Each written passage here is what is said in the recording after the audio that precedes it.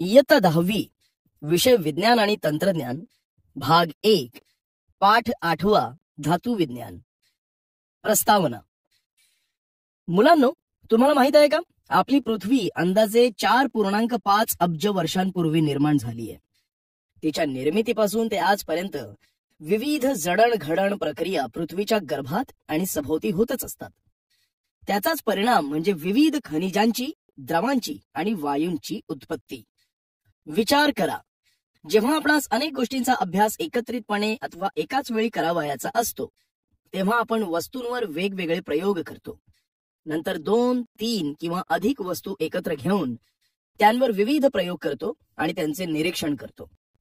निरीक्षणातून आपल्याला ज्या गोष्टी समजतात त्यांवरून आपण निष्कर्ष काढतो. जेव्हा 2 किंवा अधिक वस्तू किंवा धातू एकत्र करतो त्याला संमिश्र पद्धत म्हणतात. या पद्धतीत आपण 2 किंवा 3 वस्तू एकत्र करून त्यांच्यावर विविध प्रयोग करून निष्कर्ष काढतो. आपल्या सभोवताली असणारे अनेक पदार्थ त्यांच्या मूलद्रव्याच्या रूपात असतात किंवा ते त्यांच्या संयोगाने तयार झालेले असतात. मूलद्रव्यांचे वर्गीकरण त्याच्या रासायनिक आणि भौतिक गुणधर्मांनुसार धातू, अधातू आणि धातू सदृश या प्रकारांमध्ये केले जाते. या पाठात आपण यांची अधिक माहिती घेणार आहोत.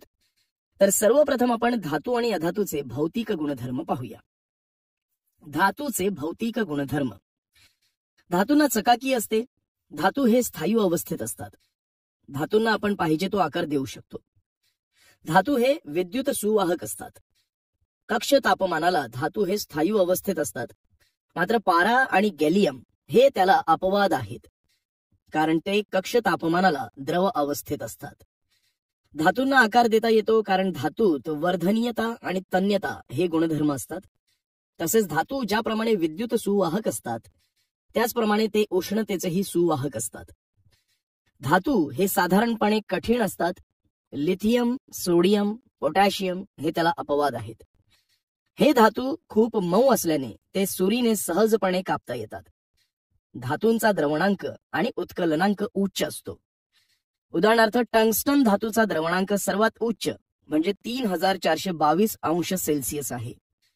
याउलट सोडियम, पोटॅशियम, पारा, गॅलियम यांचे द्रवणांक आणि उत्कलनांक खूप कमी असतात. काही धातू नादमय असतात, म्हणजेच या धातूंच्या कठीण पृष्ठभागावर आघात केला की त्यांच्यापासून ध्वनी निर्माण होतो. अधातूंचे भौतिक गुणधर्म. अधातूंचे गुणधर्म हे धातूंच्या गुणधर्माच्या उलट असतात. काही अधातू स्थायू अवस्थेत तर काही अधातू हे वायू अवस्थेत असतात. यास अपवाद ब्रोमीन या अधातूचा आहे, कारण तो द्रव अवस्थेत आढळतो. अधातूंना कठीणपणा नसतो. मात्र हिरा हा अपवाद असून तो कठीण असतो. हिरा हा सर्वात कठीण नैसर्गिक पदार्थ आहे. अधातूंना चकाकी नसते, परंतु आयोडीन यास अपवाद आहे, कारण त्याचे स्फटिक हे चमकदार असतात. अधातू हे विद्युतचे आणि उष्णतेचे दुर्वाहक असतात. अपवाद ग्राफाइट हा अधातू असून तो विद्युत सुवाहक आहे. अधातूंचे द्रवणांक आणि उत्कलनांक कमी असतात. धातूंचे रासायनिक गुणधर्म. धातू हे क्रियाशील असतात. ते सहजपणे इलेक्ट्रॉन गमावतात व त्यांचे धनभारित आयन होतात. म्हणूनच धातूंना विद्युतधन मूलद्रव्यही म्हटले जाते. मुलांनो, हे लक्षात ठेवा, जे पदार्थ उष्णतेचे सुवाहक असतात ते बहुधा विद्युत सुवाहकही असतात. याचप्रमाणे उष्णतेचे दुर्वाहक हे विद्युत दुर्वाहक असतात. यास अपवाद हिरा आहे, जो विद्युत दुर्वाहक असतो पण उष्णतेचा तो सुवाहक असतो. करून पहा. आता आपण एक प्रयोग करून पाहू. त्यासाठी आपल्याला लागणारे साहित्य चिमटा, सुरी, बर्नर इत्यादी. रासायनिक पदार्थ: ॲल्युमिनियम, तांबे, लोखंड, शिसे, मॅग्नेशियम, जस्त, सोडियम इत्यादींचे नमुने. कृती. मुलांनो, आता आपण घेतलेले तांबे, लोखंड, शिसे, मॅग्नेशियम, जस्त, ॲल्युमिनियम, सोडियम या धातूंचे नमुने बर्नरवर धरून त्यास उष्णता देऊ आणि निरीक्षण करू. निरीक्षण केल्यानंतर सांगा, कोणता धातू सहजपणे पेट घेतो? सोडियम धातू सहजपणे पेट घेतो. बरोबर. पेटल्यावर धातूचा पृष्ठभाग कसा दिसतो? पेटल्यावर धातूचा पृष्ठभाग काळपट दिसतो. छान. जेव्हा आपण धातू जाळण्यासाठी ज्योतीवर धरतो तेव्हा ज्योतीचा रंग कोणता असतो? धातू जळत असताना ज्योतीचा रंग निळा असतो. बरोबर. अगदी बरोबर निरीक्षण केले तुम्ही सर्वांनी. आता आपण धातूंच्या विविध अभिक्रियांबद्दल जाणून घेऊया. धातूंच्या अभिक्रिया. धातूंची ऑक्सिजन बरोबर होणारी अभिक्रिया. धातूंना हवेमध्ये तापवले असता हवेतील ऑक्सिजनशी ते संयोग पावतात व धातूंची ऑक्साईड तयार होतात. सोडियम आणि पोटॅशियम हे अतिशय क्रियाशील धातू आहेत, कारण या धातूंच्या अणूंच्या बाह्यतम कक्षातील इलेक्ट्रॉनची संख्या खूप कमी आहे आणि अणूंच्या बाह्यतम कक्षेतील इलेक्ट्रॉनची संख्या जितकी कमी तितका तो धातू हा हवेतील ऑक्सिजन सोबत संयोग पावतो. सोडियम पासून सोडियम ऑक्साईड तयार होते. याची रासायनिक अभिक्रिया पुढील प्रमाणे आहे. हवेत उघडा ठेवल्यावर सोडियम धातू सहजपणे पेट घेतो, कारण कक्ष तापमानाला सोडियम धातू अतिशय तीव्रतेने ऑक्सिजनशी संयोग पावतो. हवेतील ऑक्सिजन बाष्प आणि कार्बन डायऑक्साईड यांच्याबरोबर अभिक्रिया झाली असता तो पेट घेतो. त्यामुळे प्रयोगशाळेत तसेच इतर ठिकाणी होणारा अपघात टाळण्यासाठी तो कॅरोसिन मध्ये ठेवतात. सोडियम कॅरोसिन मध्ये बुडतो व कॅरोसिन बरोबर त्याची अभिक्रिया होत नाही. काही धातूंचे ऑक्साईड हे पाण्यात द्रावणीय आहेत. त्यांची पाण्याबरोबर अभिक्रिया होऊन अल्कली तयार होते. याची रासायनिक अभिक्रिया पुढील प्रमाणे आहे. मॅग्नेशियम या धातूची फीत हवेत जाळली असता मॅग्नेशियम ऑक्साईड मिळते. या मॅग्नेशियम ऑक्साईडची पाण्याबरोबर अभिक्रिया होऊन मॅग्नेशियम हायड्रॉक्साईड हा अल्क तयार होतो. याची रासायनिक अभिक्रिया पुढील प्रमाणे आहे. धातूंची पाण्याबरोबर होणारी अभिक्रिया. धातूंची पाण्याबरोबर कशा प्रकारे अभिक्रिया होते हे प्रत्यक्ष प्रयोग करून पाहू. या प्रयोगासाठी लागणारे साहित्य: चंचुपात्र, चिमटा इत्यादी. रासायनिक पदार्थ: विविध धातूंचे नमुने, पोटॅशियम, कॅल्शियम, ॲल्युमिनियम, लोखंड, जस्त, सोडियम हा धातू घेऊन ये आणि पाणी. कृती: प्रत्येक धातूचा तुकडा घेऊन थंड पाण्याने भरलेल्या वेगवेगळ्या चंचुपात्रात टाका. नंतर धातूवर काय परिणाम होतो यांचे निरीक्षण करा. निरीक्षण केल्यानंतर सांगा कोणत्या धातूची पाण्याबरोबर अभिक्रिया झाली. पोटॅशियम व कॅल्शियमची थंड पाण्याबरोबर अभिक्रिया झाली. बरोबर. कोणता धातू तुम्हाला पाण्यावर तरंगताना दिसला? कॅल्शियम. बरोबर आहे, कारण बाहेर पडलेला हायड्रोजन वायू कॅल्शियम धातूच्या पृष्ठभागावर बुडबुड्यांच्या स्वरूपात जमा होतो. या सर्व कृती संदर्भात ही सारणी तयार केली आहे, त्याचे तुम्ही नीट निरीक्षण करा. ॲल्युमिनियम, लोखंड आणि जस्त या धातूंची थंड आणि उष्ण पाण्याबरोबर अभिक्रिया होत नाही, मात्र वाफेशी अभिक्रिया होऊन या धातूंची ऑक्साईड तयार होतात. जेव्हा सोडियम आणि पोटॅशियम या धातूंची पाण्यासोबत अतिशय जलद व जोमाने अभिक्रिया होते तेव्हा त्यातून हायड्रोजन वायू बाहेर पडतो. या उलट जेव्हा कॅल्शियमची पाण्यासोबत अभिक्रिया होते तेव्हा ती मंद गतीने व कमी जोमाने होते.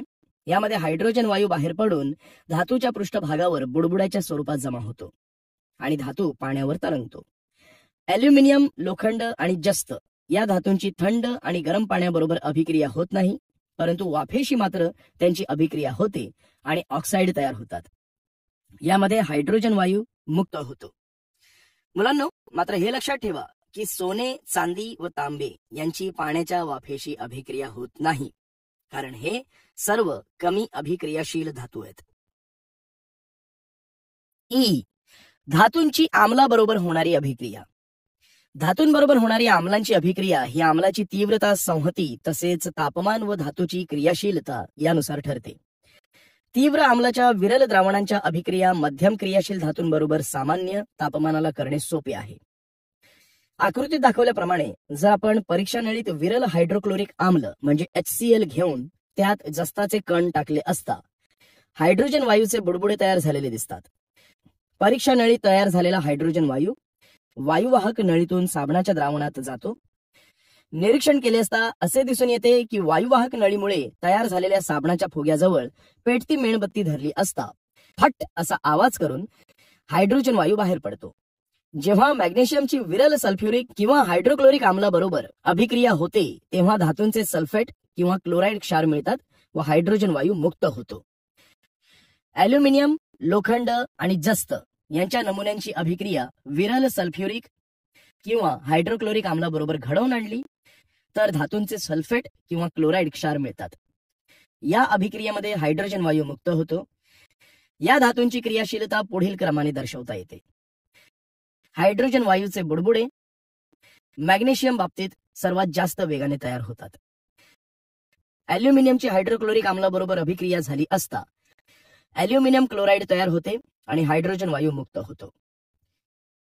लोखंडाची हायड्रोक्लोरिक आम्लाबरोबर अभिक्रिया झाली असता आयन क्लोराईड तयार होते आणि हायड्रोजन वायू मुक्त होतो. झिंक म्हणजे जस्ताची हायड्रोक्लोरिक आम्लाबरोबर अभिक्रिया झाली असता झिंक क्लोराईड तयार होते आणि हायड्रोजन वायू मुक्त होतो. लोखंड, झिंक आणि मॅग्नेशियमची सल्फ्युरिक ऍसिड बरोबर अभिक्रिया होऊन हायड्रोजन वायू मुक्त होतो. लोखंडाची सल्फ्युरिक आम्लाबरोबर अभिक्रिया झाली असता फेरस सल्फेट तयार होते आणि हायड्रोजन वायू मुक्त होतो. झिंकची म्हणजे जस्ताची सल्फ्युरिक आम्लाबरोबर अभिक्रिया झाली असता झिंक सल्फेट तयार होते आणि हायड्रोजन वायू मुक्त होतो. मॅग्नेशियमची सल्फ्युरिक आम्लाबरोबर अभिक्रिया झाली असता मॅग्नेशियम सल्फेट तयार होते आणि हायड्रोजन वायू मुक्त होतो. ई धातूंची नायट्रिक आम्लाबरोबर होणारी अभिक्रिया. धातूंची नायट्रिक आम्लाबरोबर अभिक्रिया होऊन धातूंचे नायट्रेट क्षार तयार होतात. तसेच नायट्रिक आम्लाच्या संहतीनुसार नायट्रोजनची विविध oxides nitrous oxide, nitric oxide, nitrogen dioxide तयार होतात.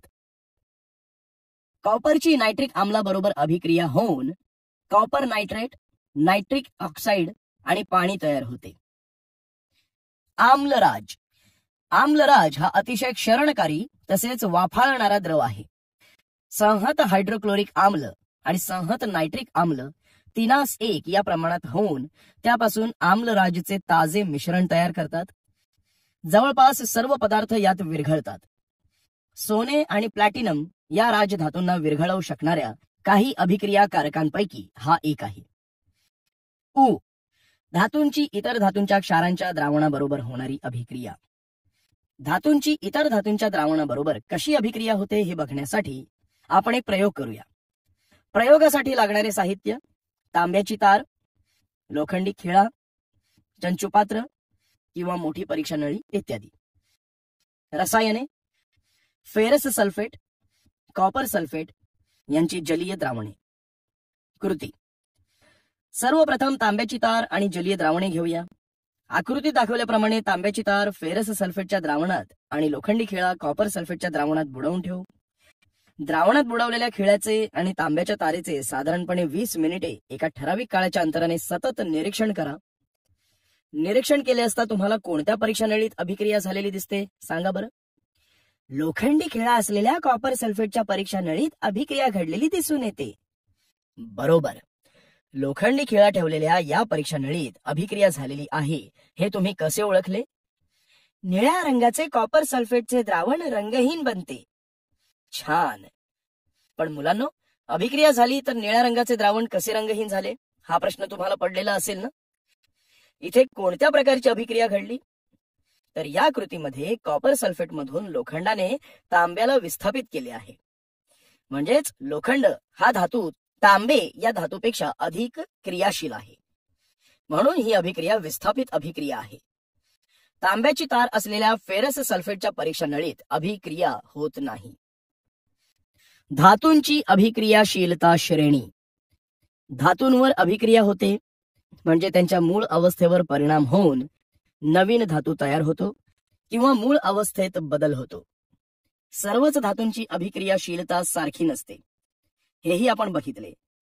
परंतु ऑक्सिजन, पाणी व आम्ल या अभिकर्षितांबरोबर सर्व धातूंची अभिक्रिया होत नाही. त्यामुळे धातूंची सापेक्ष अभिक्रियाशीलता ठरवण्यासाठी या अभिकर्षितांचा उपयोग होत नाही. त्यासाठी धातूंची इतर धातू क्षारांच्या द्रावणाबरोबर होणारी विस्थापन अभिक्रिया उपयोगी पडते. जर ए या धातूने बी या धातूला त्याच्या क्षारांच्या द्रावणातून विस्थापित केले तर त्याचा अर्थ ए हा धातू बी या धातूपेक्षा जास्त अभिक्रियाशील आहे असा होतो. उदाहरणार्थ, लोखंड आणि कॉपर सल्फेटची अभिक्रिया होऊन फेरस सल्फेट व कॉपर तयार होते. आपण पाहिले की धातूंची इतर धातूंच्या क्षारांच्या द्रावणाबरोबर अभिक्रिया होते. या अभिक्रियेत निरीक्षणावरून असे लक्षात येते की कॉपर सल्फेट मधून लोहाने तांब्याला विस्थापित केलेले आहे. म्हणजेच लोह हा धातू तांबे या धातूपेक्षा अधिक अभिक्रियाशील आहे. विस्थापन अभिक्रियांचे अनेक प्रयोग करून वैज्ञानिकांनी अभिक्रियाशीलता श्रेणी विकसित केली आहे. धातूंची त्यांच्या अभिक्रियाशीलतेच्या चढत्या किंवा उतरत्या क्रमाने केलेल्या मांडणीला धातूंची अभिक्रियाशीलता श्रेणी म्हणतात. अभिक्रियाशीलतेच्या आधारे धातूंचे खालीलप्रमाणे गट पाडले जातात. 1. जास्त अभिक्रियाशील धातूंचे निष्कर्षण. अभिक्रियाशील श्रेणीच्या वर असलेले धातू खूप क्रियाशील असतात. निसर्गात ते मुक्तावस्थेत आढळत नाहीत. उदाहरणार्थ सोडियम, पोटॅशियम, कॅल्शियम आणि लिथियम हे धातू विद्युत अपघटनिक क्षपण पद्धतीने मिळवतात. 2. मध्यम अभिक्रियाशीलतेच्या धातूंचे निष्कर्षण. अभिक्रियाशीलतेच्या श्रेणीच्या मध्यभागी असलेले धातू मध्यम क्रियाशील असतात. उदाहरणार्थ ॲल्युमिनियम, लोखंड, जस्त व शिसे हे धातू निसर्गात सल्फाइड किंवा कार्बोनेट्सच्या रूपात आढळतात. साधारणपणे धातूच्या सल्फाइड किंवा कार्बोनेटपेक्षा त्याच्या ऑक्साईड पासून धातू मिळवणे सोपे असते. 3. कमी अभिक्रियाशीलतेच्या धातूंचे निष्कर्षण. अभिक्रियाशीलतेच्या श्रेणीच्या तळाशी असणारे धातू कमी क्रियाशील असतात. ते बहुधा मुक्तावस्थेत आढळतात. उदाहरणार्थ सोने, चांदी आणि तांबे. परंतु तांबे आणि चांदी हे त्यांच्या सल्फाइड आणि ऑक्साईडच्या धातुकाच्या रूपात आढळतात. हे धातुके हवेच्या सानिध्यात तापवून मिळवतात. धातूंची अधातू बरोबर होणारी अभिक्रिया. हेलियम, निऑन, आर्गॉन या अधातूंना राजवायू म्हणतात. हे अधातू रासायनिक अभिक्रियेत भाग घेत नाहीत. जेव्हा धातूंची अधातूंबरोबर अभिक्रिया होते तेव्हा धातूंचे ऑक्सिडीकरण होऊन धन आयन तयार होतात, तर अधातूंचे क्षपण होऊन ऋण आयन तयार होतात. या अभिक्रियेत धातू इलेक्ट्रॉन गमावून तर अधातू स्वीकारून सहभागी होतात.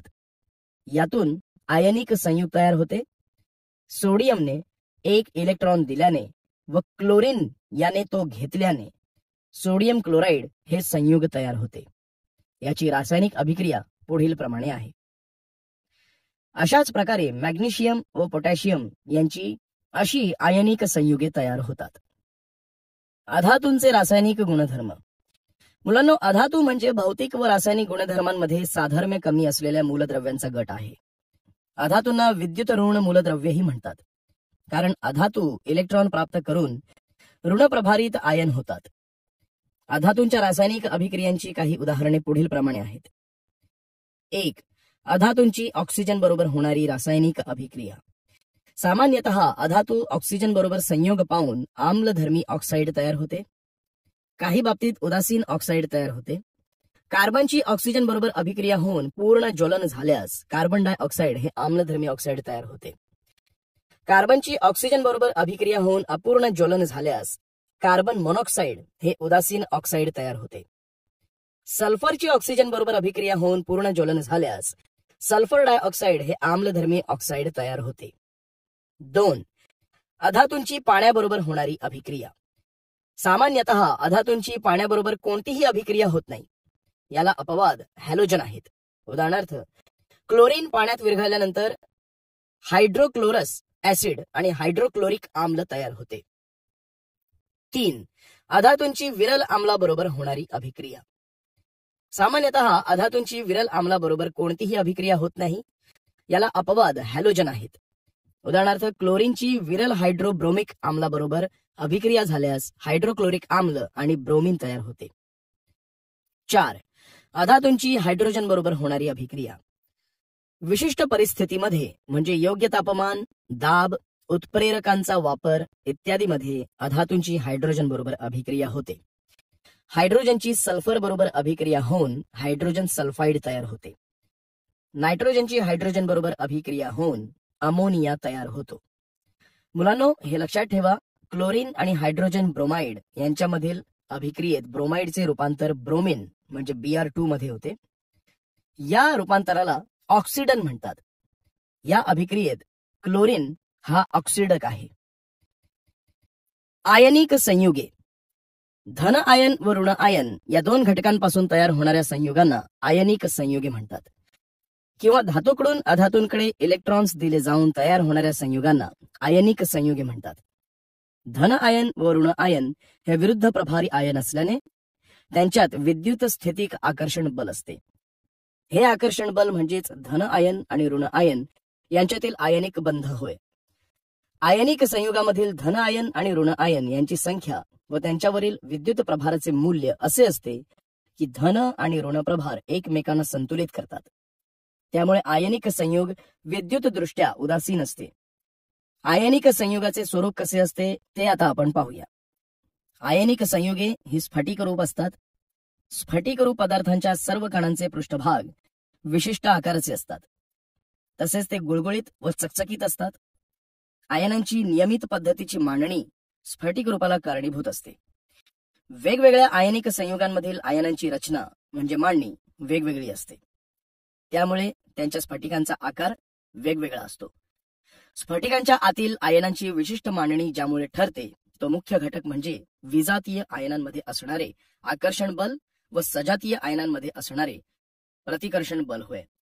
यामुळे स्फटिक संरचनेमध्ये धन आयनांच्या भोवती ऋण आयन व ऋण आयनांभोवती धन आयन अशी सर्वसाधारण मांडणी असते.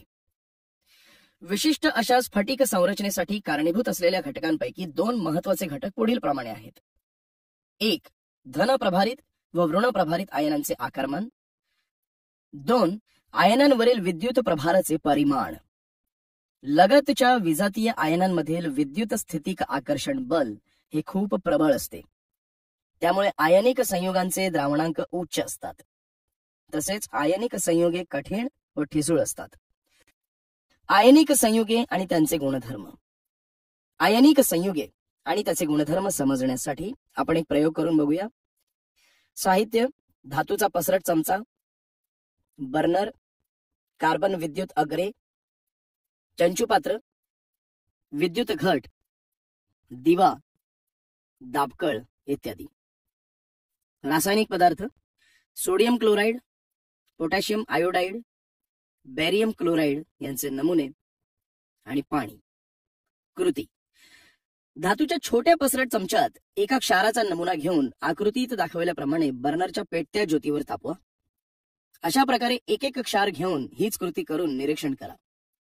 निरीक्षण केले असता आपल्या असे लक्षात येते की सामान्य तापमानाला सोडियम क्लोराईड, पोटॅशियम आयोडाईड आणि बेरियम क्लोराईड हे क्षार स्थायी रूपात असतात. त्यांना उष्णता दिली असता हे सहजपणे वितळत नाहीत. त्यांचा द्रवणांक उच्च असतो.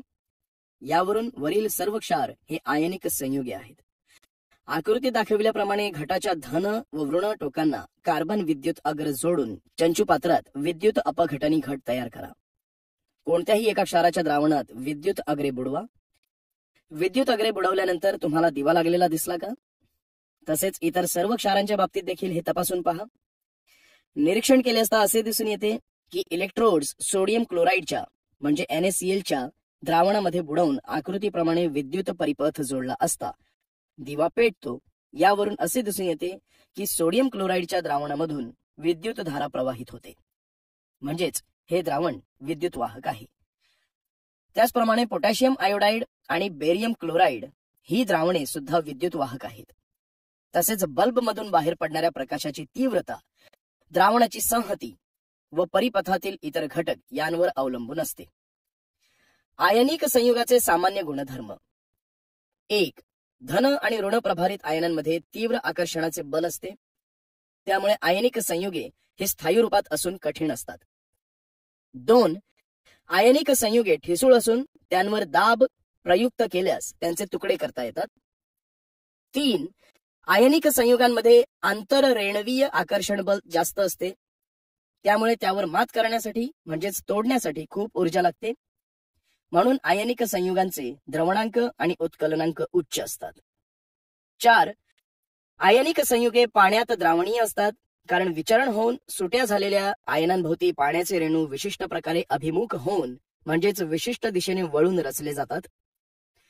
त्यामुळे मूळच्या आंतररेणवीय बलाच्या जागी आयन व त्या भोवतालचे पाण्याचे रेणू यांच्यामध्ये नवे आकर्षण बल प्रस्थापित होते व आयनिक संयुगांची जलीय द्रावणे तयार होतात. म्हणजेच ही संयुगे पाण्यात विरघळणारी असतात. परंतु आयनिक संयुगे कॅरोसिन, पेट्रोल यांसारख्या द्रावकात अद्रावणीय असतात, कारण पाण्यात होते त्याप्रमाणे या द्रावकांमध्ये नवे आकर्षण बल प्रस्थापित होत नाही. 5. स्थायू रूपातील आयनिक संयुगे विद्युतदृष्ट्या उदासीन असतात. ती विद्युत वहन करू शकत नाहीत, कारण बंदिस्त रचनेमुळे त्यातील आयनांची हालचाल शक्य नसते. परंतु वितळलेल्या अवस्थेत मात्र आयन चल असल्याने ती विद्युत वहन करू शकतात. आयनिक संयुगांची जलीय द्रावणे विद्युत वाहक असतात, कारण पाण्यातील द्रावणात विचरण झालेले आयन असतात. द्रावणातून विद्युतधारा प्रवाहित केल्यास आयन हे विरुद्ध प्रभाराच्या विद्युत अग्राकडे जातात. वितळलेल्या व जलीय द्रावणाच्या स्थितीतील विद्युत वाहकतेमुळे आयनिक संयुगांना विद्युत अपघटनी पदार्थ असे म्हणतात. इथे आपल्याला काही संयुगे दिली आहेत. हायड्रोजन ऑक्साईड हे आयनिक संयुग नाही, तर झिंक क्लोराईड, मॅग्नेशियम क्लोराईड व sodium chloride, sodium bromide, potassium chloride व मॅग्नेशियम ऑक्साईड ही आयनिक संयुगे असून त्यांचे द्रावणांक व उत्कलनांक या तक्त्यात दर्शविले आहेत. धातू विज्ञान. धातुकापासून शुद्ध स्वरूपात धातूचे निष्कर्षण करणे व त्यानंतर धातूला शुद्धीकरणाच्या वेगवेगळ्या पद्धती वापरून जास्तीत जास्त शुद्ध करणे या प्रक्रियेस धातू विज्ञान म्हणतात. धातूंचा आढळ. मुलांनो, बरेचसे धातू क्रियाशील असल्यामुळे निसर्गात मुक्त अवस्थेत सापडत नाहीत. ते धातू त्यांच्या ऑक्साईड, कार्बोनेट, सल्फाइड, नायट्रेट अशा क्षारांच्या रूपात संयुक्त अवस्थेत आढळतात. मात्र सर्वात अक्रियाशील धातू की ज्यांच्यावर हवा, पाणी आणि इतर नैसर्गिक घटकांचा परिणाम होत नाही ते म्हणजे चांदी, सोने, प्लॅटिनम हे धातू साधारणपणे मुक्तावस्थेत आढळून येतात. धातूंची जी संयुगे अशुद्धीसह निसर्गात आढळतात त्यांना खनिजे असे म्हणतात. खनिजांची एकत्रित मिश्रणे रॉक या स्वरूपात आढळतात. टॅल्क, ग्रेनाइट ही सुद्धा खनिजे आहेत. तसेच ज्या खनिजांपासून सोयीस्कर आणि फायदेशीर रीतीने धातू वेगळा करता येतो त्यांना धातुके म्हणतात. उदाहरणार्थ बॉक्साईट, सिन्नबार. धातुकांमध्ये धातूंच्या संयुगांबरोबर माती, वाळू, खडकीय पदार्थ वगैरे अशुद्धी असतात. या अशुद्धीला मृदा अशुद्धी म्हणतात. विलगीकरणाच्या विविध पद्धती वापरून धातूंचे त्यांच्या धातुकांपासून निष्कर्षण करता येते. धातुकांपासून धातूंचे शुद्ध स्वरूपात निष्कर्षण करण्याच्या क्रियेचा धातू विज्ञानात समावेश होतो. धातुकांच्या खाणींमधून खनिजे बाहेर काढून तिथेच त्यांच्यातील मृदा अशुद्धी वेगवेगळ्या पद्धती वापरून धातुकांपासून वेगळ्या केल्या जातात. त्यानंतर ती धातुके जिथे धातू निर्माण करतात त्या ठिकाणी वाहून नेऊन तिथे धातूंचे शुद्ध स्वरूपात निष्कर्षण करतात. त्यानंतर धातूला वेगवेगळ्या पद्धतीने जास्त शुद्ध करतात. या संपूर्ण प्रक्रियेला धातू विज्ञान असे म्हणतात. धातू विज्ञानाची मूलतत्वे. धातुकांपासून शुद्ध स्वरूपात धातू मिळवण्याचे टप्पे पुढील प्रमाणे आहेत. धातुकांचे संहतीकरण. धातुकांपासून मृदा अशुद्धी वेगळ्या करण्याच्या प्रक्रियेस धातुकांचे संहतीकरण म्हणतात. या प्रक्रियेत धातुकांमधील इच्छित धातूंच्या संयुगांची संहती वाढवण्यात येते. या प्रक्रियेसाठी वेगवेगळ्या पद्धतींचा वापर करतात, परंतु त्या पद्धती वापरताना काही विचार करावा लागतो. नेमकी कोणती पद्धत वापरायची हे त्या धातुकांमधील इच्छित धातूंच्या भौतिक गुणधर्मांवर आणि धातुकातील मृदा अशुद्धीवर अवलंबून असते. तसेच हे धातूंच्या अभिक्रियाशीलतेवर आणि शुद्धीकरणांच्या उपलब्ध सुविधांवर अवलंबून असते. संहतीकरण करताना पर्यावरणाच्या प्रदूषणास कारणीभूत अशा विविध बाबींचा विचार प्रामुख्याने केला जातो. तर आता आपण धातूंच्या संहतीकरणाच्या पद्धतींचा अभ्यास करूया. गुरुत्वीय विलगीकरण पद्धत. गुरुत्वीय पद्धतीचा वापर करून जड धातुकांचे कण हलक्या मृदा अशुद्धीच्या कणांपासून सहजतेने वेगळे करता येतात. हे विलगीकरण मुख्यतः दोन पद्धतीने केले जाते. एक, विल्फ्ली टेबल पद्धत. विल्फ्ली टेबल पद्धतीत लाकडाचे अरुंद पातळ असे तुकडे कमी उताराच्या पृष्ठभागावर लावून एक टेबल तयार केले जाते. हे टेबल सतत कंपन पावत ठेवतात. या टेबलावर धातुकांची भुकटी टाकली जाते. ही धातुकांची भुकटी धातुकांच्या लहान तुकड्यांपासून बॉल मिल वापरून तयार केली जाते. या पद्धतीत पाण्याचा प्रवाह वरच्या बाजूने सोडला जातो, त्यामुळे पाण्याच्या प्रवाहाबरोबर हलक्या मृदा अशुद्धी दूर वाहून जातात. तर ज्यामध्ये धातुकांचे प्रमाण जास्त असते आणि मृदा अशुद्धी प्रमाण कमी असते असे सर्व जड कण छोट्या लाकडी तुकड्यांच्या मागे अडकून राहतात व त्यांच्यामधील खाचांमधून एकत्र येऊन गोळा होतात. 2. जलशक्तीवर आधारित विलगीकरण पद्धत. जलशक्तीवर आधारित विलगीकरण पद्धतीमध्ये गिरणीवर आधारित कार्य चालते. या पद्धतीत गिरणीत दळताना वापरतात त्या प्रकारचे एक निमुळते भांडे असते, जे खालच्या बाजूने निमुळत्या हौदासारख्या भांड्यात उघडलेले असते. या आकृतीत दाखवल्याप्रमाणे हौदाला वरच्या बाजूस पाणी बाहेर जाण्यासाठी एक तोटी असते, तसेच खालून पाणी सोडण्यासाठी एक नळी बनवलेली असते. धातुकांची भुकटी वरून हौदात टाकली जाते. हौदाच्या खालच्या बाजूने पाण्याचा प्रवाह अतिशय वेगाने वरील दिशेने सोडला जातो. मृदा अशुद्धी हलक्या असतात. हलक्या असल्याने त्या हौदाच्या वरच्या तोटीतून पाण्याच्या प्रवाहाबरोबर बाहेर वाहत जाऊन वेगळ्या जमा होतात. त्याचबरोबर जड धातुकांचे कण हौदाच्या खालच्या बाजूने तळात गोळा केले जातात.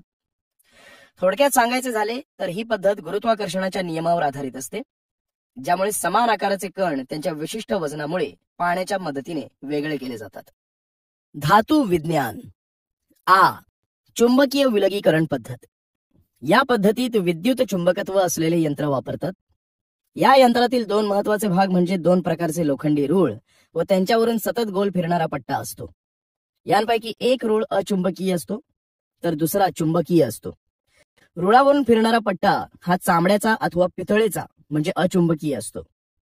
आकृतीत दाखविल्याप्रमाणे या फिरत असलेल्या पट्ट्यावर अचुंबकीय रुळाच्या बाजूला बारीक असलेले धातूक म्हणजेच चूर्ण टाकले जाते.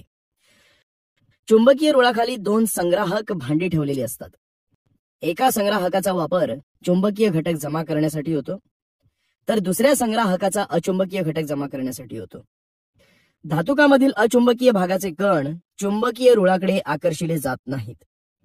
त्यामुळे ते फिरत असलेल्या पट्ट्यावरून वाहत वाहत पुढे जातात आणि चुंबकीय रुळापासून लांब असलेल्या संग्राहकात पडतात. त्याचवेळी धातुकातील चुंबकीय भागाचे कण चुंबकीय रुळावर चिकटून असल्यामुळे पट्ट्याच्या जवळच्या संग्राहकात पडतात. मुलांनो, अशा प्रकारे धातुकांमधील चुंबकीय आणि अचुंबकीय कण त्यामधील चुंबकत्वामुळे विलग करता येतात. उदाहरणार्थ, कॅसिटराइट हे कथिल या धातूचे धातुक आहे. या धातुकात मुख्यत्वे स्टनिक ऑक्साइड हा अचुंबकीय घटक आणि फेरस टंगस्टेट हा चुंबकीय घटक असतो. त्यांचे विद्युत चुंबकीय पद्धतीने विलगीकरण केले जाते. फेनतरण पद्धत. फेनतरण ही धातुकाच्या संहतीकरणाची भौतिक पद्धती आहे. धातुकांमधील कणांच्या परस्पर विरोधी, जलस्नेही आणि जलविरोधी या 2 गुणधर्मांवर फेनतरण पद्धत आधारित आहे. यामध्ये जलविरोधी गुणधर्मामुळे धातूच्या सल्फाइडचे कण तेलाने भिजतात, तर जलस्नेही गुणधर्मामुळे मृदा अशुद्धी पाण्यानेच भिजतात. फेनतरण पद्धतीत एक मोठ्या टाकीत भरपूर पाणी भरलेले असते. त्या पाण्यात बारीक दळलेले धातूक टाकतात. पाईन, निलगिरी अशा ठराविक वनस्पतींचे तेल फेन निर्माण करण्याकरिता पाण्यात टाकतात. उच्च दाबाच्या हवेचा झोत पाण्यातून फिरवला जातो. तरण टाकीच्या मध्यभागी स्वतःच्या अक्षाभोवती फिरणारी एक ढवळणी बसवलेली असते. तिचा वापर आवश्यकतेनुसार केला जातो. हवेच्या झोतामुळे बुडबुडे तयार होतात. ढवळणीमुळे तेल, पाणी व हवेचे बुडबुडे यांचा मिळून फेस तयार होतो. तयार झालेला फेस पाण्याच्या पृष्ठभागावर तरंगायला लागतो. म्हणूनच या पद्धतीला फेनतरण पद्धती असे म्हणतात. विशिष्ट सल्फाइड धातुकांचे कण प्राधान्याने तेलाने भिजलेल्या फेसासोबत पाण्यावर तरंगतात. उदाहरणार्थ, झिंक ब्लेंड आणि कॉपर पायराइट यांच्या संहतीकरणासाठी या पद्धतीचा वापर करतात. अपक्षालन. ॲल्युमिनियम, सोने, चांदी या धातूंचे त्यांच्या धातुकांपासून निष्कर्षण करण्याची पहिली पायरी म्हणजे अपक्षालन पद्धत होय. यामध्ये धातूक ठराविक निवडक द्रावणात बराच वेळ भिजत ठेवतात. द्रावणाबरोबर विशिष्ट अभिक्रिया होऊन धातूक त्या द्रावणात विरघळते. मात्र मृदा अशुद्धीची अभिक्रिया न झाल्याने ती विरघळत नाही. त्यामुळे ती वेगळी करता येत नाही. उदाहरणार्थ, अपक्षालन पद्धतीने बॉक्साइट या ॲल्युमिनियम धातुकांचे संहतीकरण करतात. यामध्ये जलीय सोडियम हायड्रॉक्साइड व जलीय सोडियम कार्बोनेट या द्रावणामध्ये बॉक्साइड भिजत ठेवल्याने त्यातील ॲल्युमिना हा मुख्य घटक विरघळतो. मृदा अशुद्धी विरघळत नसल्याने ती वेगळी करता येते. मुलांनो, तुम्हाला माहित असायला हवं की अळूच्या पानांवर पाणी चिकटत नाही, तसेच मेणावर देखील पाणी चिकटत नाही. या उलट मीठ किंवा साबणास पाणी चिकटते, म्हणजेच पाण्याने ते भिजतात. माहित आहे का तुम्हाला? मुलांनो, इलेक्ट्रॉनच्या परिभाषेत धातूच्या इलेक्ट्रॉन गमावण्याच्या प्रक्रियेला ऑक्सिडीकरण म्हणतात व अधातूच्या इलेक्ट्रॉन स्वीकारण्याच्या प्रक्रियेला क्षपण म्हणतात. आपण पाहिले आहे की सोडियम त्याचा एक इलेक्ट्रॉन गमावतो, म्हणून या प्रक्रियेला सोडियमचे ऑक्सिडीकरण म्हणतात. ऑक्सिडीकरण आणि क्लोरीन इलेक्ट्रॉन स्वीकारतो, म्हणून या प्रक्रियेला क्लोरीनचे क्षपण म्हणतात. क्षपण धातुकांपासून धातूंचे निष्कर्षण करताना धातूच्या धनायनांपासून धातू मिळवतात. या प्रक्रियेमध्ये धातूच्या धनायनाचे क्षपण करावे लागते, म्हणजे इलेक्ट्रॉन गमवावे लागतात. क्षपण कसे करायचे हे धातूच्या अभिक्रियाशीलतेवर अवलंबून असते. धातूंचे निष्कर्षण. अभिक्रियाशील धातूंचे निष्कर्षण. आपण धातूंची अभिक्रियाशीलता श्रेणी पाहिली आहे. या श्रेणीत सर्वात वर असलेले धातू खूप अभिक्रियाशील असतात.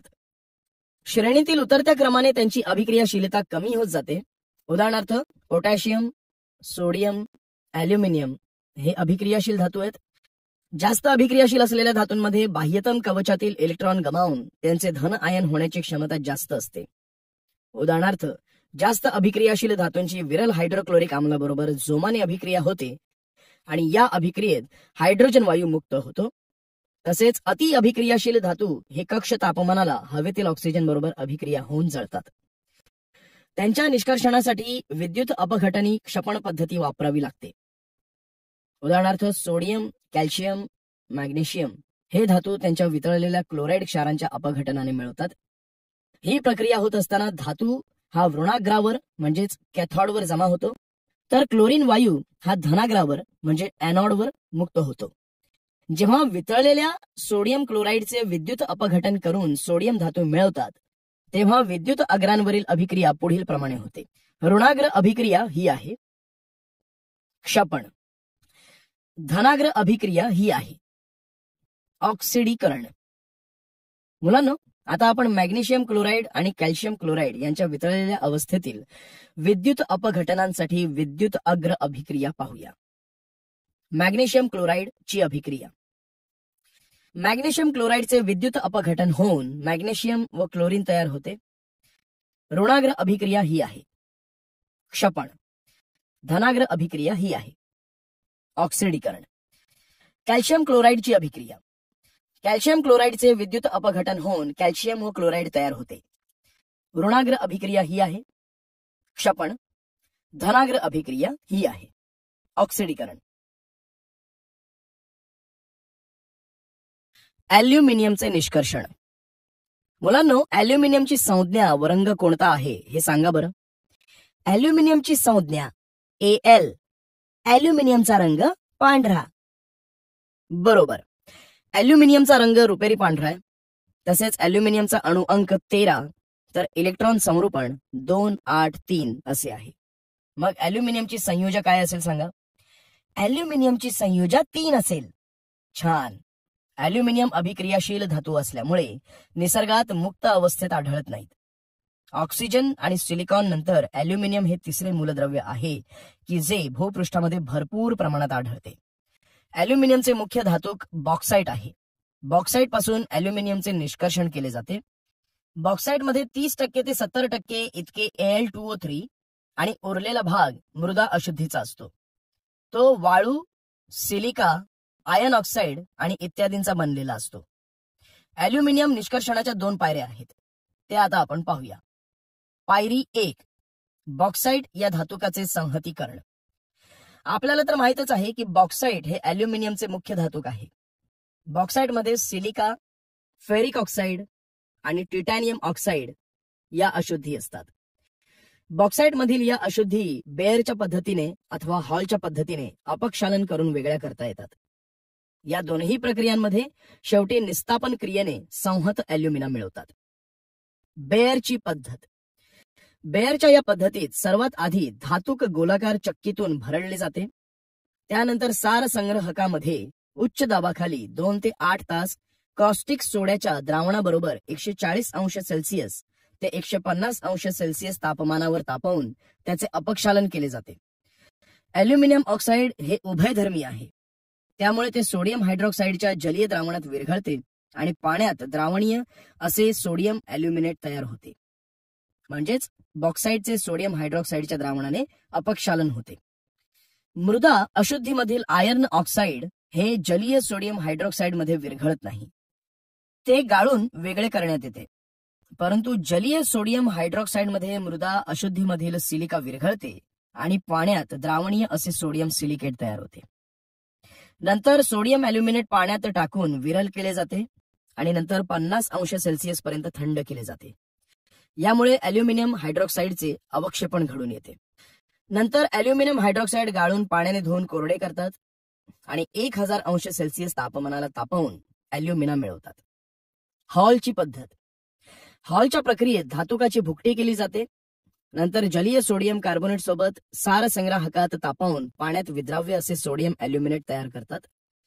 त्यानंतर अविद्राव्य अशुद्धी गाळतात आणि या गलितास गरम करून त्यामधून कार्बन डायऑक्साईड वायू प्रवाहित करून त्याचे उदासीनीकरण करण्यात येते.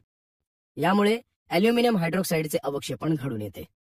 वरील प्रक्रियेत मिळालेला अल्युमिनियम हायड्रॉक्साईडचा अवक्षेप गाळून धुवून कोरडा करतात आणि नंतर 1000°C तापमानाला उष्णता देऊन निस्तापन करून अल्युमिना मिळवतात. पायरी 2. अल्युमिनाचे विद्युत अपघटनी क्षपण. अल्युमिनाच्या निष्कर्षणासाठी या प्रक्रियेत वापरण्यात येणारा विद्युत अपघटनी घट म्हणजे आतील बाजूला ग्रेफाईटचे अस्तर असलेली मोठी स्टीलची टाकी असते. हे ग्रेफाईटचे अस्तर ऋणाग्र म्हणून कार्य करते.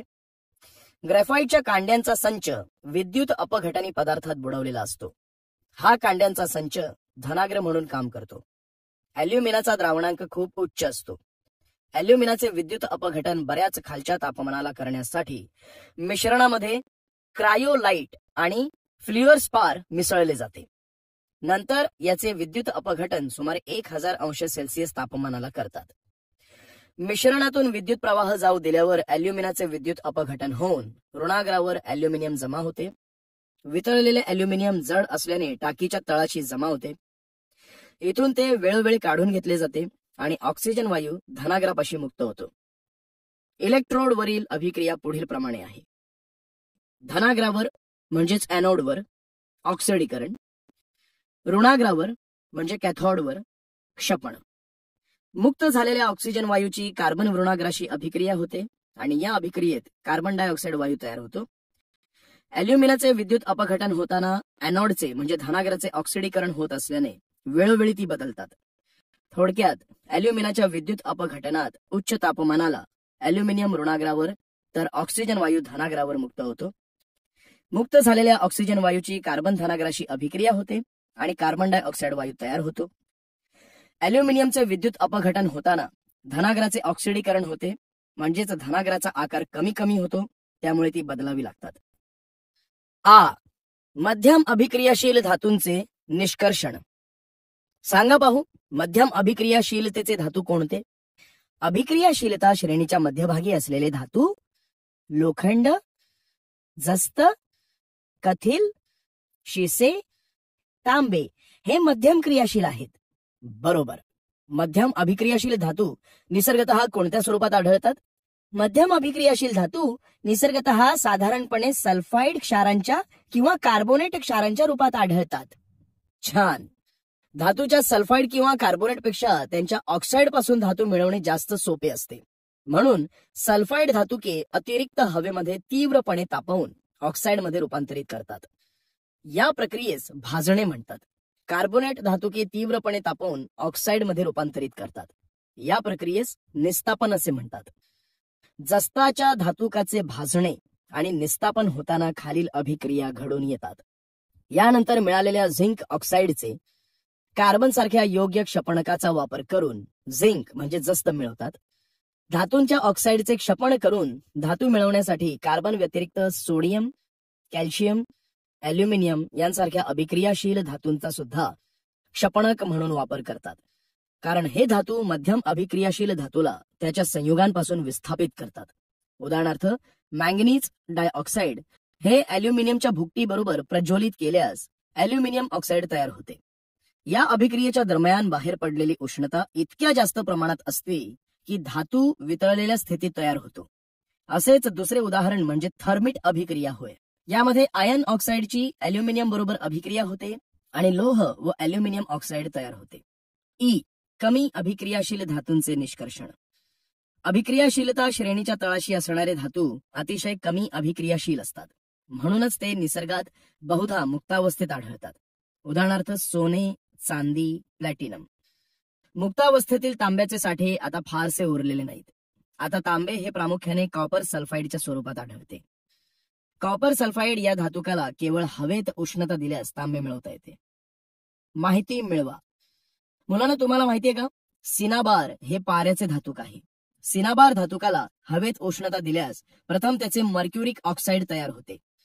पुढे अधिक तापवून मर्क्युरिक ऑक्साईडचे मर्क्युरीमध्ये क्षपण होते. त्याची अभिक्रिया पुढील प्रमाणे आहे. माहित आहे का तुम्हाला, जोडकाम ही प्रक्रिया एखादी इमारत तयार करण्यासाठी वापरतात. या जोडकामाद्वारे प्रामुख्याने धातू आणि थर्माप्लास्टिक जोडले जातात. या प्रक्रियेत धातूचे तुकडे वितळून जोडले जातात. तसेच एक फिलर मटेरियल देखील वितळून त्यात जोडले जाते. वितळलेले धातू व फिलर मटेरियल थंड करून हे एक मजबूत एकत्र मिश्रण तयार होते. या थर्मिट जोडकाम पद्धतीत धातूला वितळून वेगवेगळे आकार देता येतात, म्हणून ही पद्धत रेल्वेचे रूळ बनविण्यासाठी देखील वापरतात. आकृतीत दाखविल्याप्रमाणे थर्मिट अभिक्रियेतून बनलेले अतिउष्ण पोलाद वितळवून रेल्वे रुळाच्या साच्यात ओततात. थंड झाल्यावर रेल्वे रूळ तयार होतो, त्याची जोडणी करतात. धातूंचे शुद्धीकरण. विविध क्षपण पद्धतीने मिळालेले धातू फार शुद्ध नसतात. त्यांच्यामध्ये अशुद्धी असते. शुद्ध धातू मिळवण्यासाठी ही अशुद्धी वेगळी करावी लागते. अशुद्ध धातूपासून शुद्ध धातू मिळवण्यासाठी विद्युत अपघटनाची पद्धत वापरतात. धातूंचे क्षरण. मुलांनो, धातू हवा, पाणी किंवा रासायनिक पदार्थ म्हणजे आम्ल यांच्या सानिध्यात आले असता हळूहळू त्यांची झीज होण्यास सुरुवात होते. या प्रक्रियेला क्षरण असे म्हणतात. क्षरण म्हणजे पर्यावरणामुळे पदार्थाचा होणारा ऱ्हास होय. लोखंडी वस्तू गंजल्यामुळे मोठ्या प्रमाणावर आर्थिक नुकसान होते. त्यामुळे लोखंडाचे क्षरण ही सर्वात प्रमुख समस्या आहे.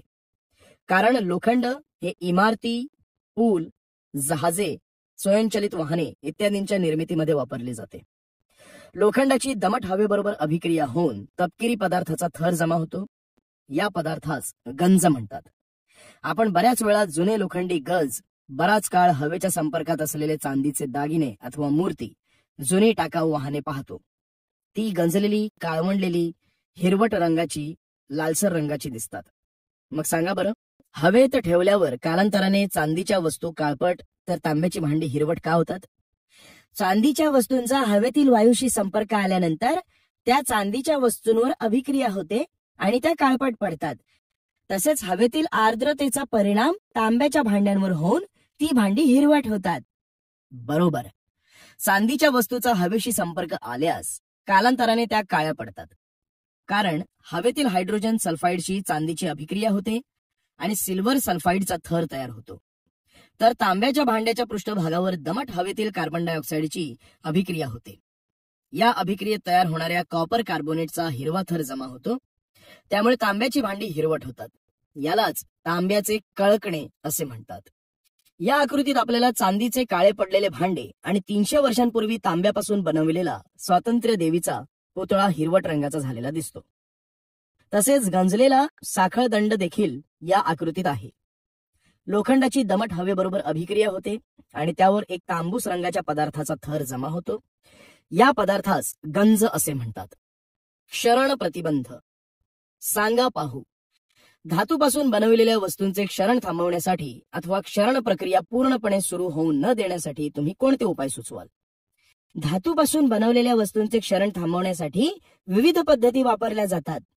जवळपास सर्वच पद्धतींमध्ये लोखंड गंजू नये याकडे विशिष्ट लक्ष देण्यात येते. लोखंड गंजण्याच्या प्रक्रियेचा दर आपण कमी करू शकतो. धातूंचा हवेशी संपर्क तोडल्यास धातूंचे क्षरण रोखता येते. बरोबर. धातूंच्या पृष्ठभागावर अशा एखाद्या पदार्थाचा थर दिला जातो ज्यामुळे हवेतील बाष्प आणि ऑक्सिजन यांचा धातूंशी संपर्क रोखला जातो आणि त्यांच्यामध्ये अभिक्रिया होत नाही. धातूंच्या पृष्ठभागावर रंग, तेल, ग्रीस किंवा वॉर्निश यांचा थर लावून धातूंचे क्षरण रोखता येते. सांगा बरे. तुमच्या घरातील लोखंडी खिडक्या, लोखंडी दरवाजा यांच्यासारख्या अन्य साहित्यावर गंज चढू नये म्हणून काय केले जाते? लोखंडी दरवाजे खिडक्यांना रंग लावतात. रंग लावल्याने त्यांच्यावर गंज चढत नाही. बरोबर. आपण लोखंडाच्या वस्तूंच्या पृष्ठभागावर रंगाचा थर देऊन त्या वस्तूंच्या गंजण्याला कायमस्वरूपी प्रतिबंध करू शकतो का? आपण जरी लोखंडाच्या वस्तूंच्या पृष्ठभागावर रंगाचा थर दिला तरी आपण त्या वस्तूला गंजण्यापासून पूर्णपणे रोखू शकत नाही. बरोबर. कारण रंग देण्याची पद्धत काही ठराविक कालावधीसाठी ठीक आहे, परंतु वस्तूच्या पृष्ठभागाला दिलेल्या रंगाला जर एखादा ओरखडा पडला आणि थोडा देखील धातूचा पृष्ठभाग हवेच्या संपर्कात आला तर गंज निर्माण होण्याची प्रक्रिया त्या रंगाच्या थराखाली सुरू होते. क्षरण रोखण्याचे प्रकार. मुलांनो, लोखंडाचे नवीन पत्रे आपल्याला चमकताना दिसतात. ते का बरे चमकताना दिसतात? तर क्षरणक्षम धातूवर अक्षरणक्षम धातूंचा थर चढवल्यामुळे क्षरण रोखता येते. हे अनेक प्रकारे करता येते. 1. जस्त विलेपन. लोखंडाचे किंवा पोलादाचे क्षरण रोखण्यासाठी त्यांवर जस्ताचा पातळ थर दिला जातो. या प्रक्रियेला जस्त विलेपन म्हणजेच गॅल्वनायझिंग म्हणतात. या पद्धतीत जस्त लोखंडापेक्षा विद्युतधन असल्याने त्याचे क्षरण आधी होते व काही वर्षांच्या कालावधीनंतर जस्ताचा थर निघून जातो व आतील लोखंड उघडे पडून गंजण्यास सुरुवात होते. गॅल्वनायझिंग पद्धतीत लोखंडाची वस्तू ही वितळलेल्या जस्तात बुडवतात. जस्ताचा पातळ थर लोखंडाच्या वस्तूवर जमा होतो. उदाहरणार्थ चकाकणारे लोखंडी खिळे आणि आयन पाईप. 2. कथिलीकरण. कथिलीकरण या पद्धतीत वितळलेल्या कथिलाचा दुसऱ्या धातूवर थर देण्यात येतो. यालाच कल्हई करणे असे म्हणतात. उदाहरणार्थ बऱ्याच वेळा आपण पाहतो की तांब्याच्या किंवा पितळेच्या भांड्यावर क्षरणामुळे हिरवट थर जमा होतो. हा हिरवट थर विषारी असतो. अशा भांड्यामध्ये ताक, कढी, आमटी ठेवल्यास ती कळकते. हे सर्व टाळण्यासाठी म्हणून या धातूंवर कथिलाचा थर देण्यात येतो. 3. धनाग्रीकरण. या पद्धतीत तांबे, अॅल्युमिनियम सारख्या धातूंवर विद्युत अपघटनाद्वारे अॅल्युमिनियम किंवा तांब्याच्या ऑक्साईडचा पातळ मजबूत लेप देतात. जेव्हा अॅल्युमिनियमचे धनाग्रीकरण करतो तेव्हा तयार झालेल्या अॅल्युमिनियमच्या पातळ ऑक्साईड थरामुळे अॅल्युमिनियमचा ऑक्सिजन व पाणी यांच्याशी संपर्क रोखता येतो. त्यामुळे नंतरचे ऑक्सिडीकरण रोखले जाते. हा लेप धातूचे क्षरण होण्यापासून संरक्षण करतो. धनाग्रीकरण करताना आपण ऑक्साईडचा थर अधिक जाड करून हे संरक्षण वाढवू शकतो. या पद्धतीत तांबे किंवा अॅल्युमिनियमची वस्तू धनाग्र म्हणून वापरतात. स्वयंपाकगृहात वापरले जाणारे ॲनोडाइज्ड प्रेशर कुकर, कढई, तवे तसेच सरकत्या खिडक्यांच्या फ्रेम्स हे सर्व धनाग्रीकरण तंत्राचे उपयोजन आहे. 4. विद्युत विलेपन. या प्रक्रियेत विद्युत अपघटनाद्वारे जास्त अभिक्रियाशील धातूंवर त्यांच्यापेक्षा कमी अभिक्रियाशील धातूचा थर दिला जातो. या प्रक्रियेला विद्युत विलेपन म्हणतात. उदाहरणार्थ चांदी विलेपित चमचे, सोने विलेपित चमचे. 5. संमिश्रीकरण. 2 किंवा अधिक धातू किंवा एक धातू आणि एक अधातू ठराविक प्रमाणात मिसळून तयार होणाऱ्या एक जिन्सी मिश्रणाला संमिश्रे म्हणतात. संमिश्राचे भौतिक गुणधर्म हे त्यांच्या घटक पदार्थांपेक्षा वेगळे असतात. यात धातूंची क्षरण पावण्याची तीव्रता कमी करणे हा महत्वाचा हेतू असतो. उदाहरणार्थ पितळ हे संमिश्र तांबे आणि जस्तापासून बनलेले असते. ब्रॉन्झ हे संमिश्र 90% तांबे व 10% कथिल यांपासून बनलेले आहे. स्टेनलेस स्टील हे 74% लोखंड, 8% कार्बन आणि 18% क्रोमियम या धातूंपासून बनलेले संमिश्र आहे. याचप्रमाणे आजकाल नाणी बनवण्यासाठी विशिष्ट प्रकारची संमिश्रे तयार केली जातात. माहित आहे का तुम्हाला, संमिश्रामध्ये एक धातू जेव्हा पारा हा असतो तेव्हा त्यास पारद संमिश्र असं म्हणतात. सोडियम अमालगम, झिंक अमालगम इत्यादी. रजत पारद संमिश्राचा उपयोग बहुत करून दंतवैद्य करतात. सुवर्ण पारद संमिश्राचा उपयोग सोन्याच्या निष्कर्षणासाठी केला जातो. तर मुलांनो, ही झाली आपली धातू विज्ञानाची तोंड ओळख.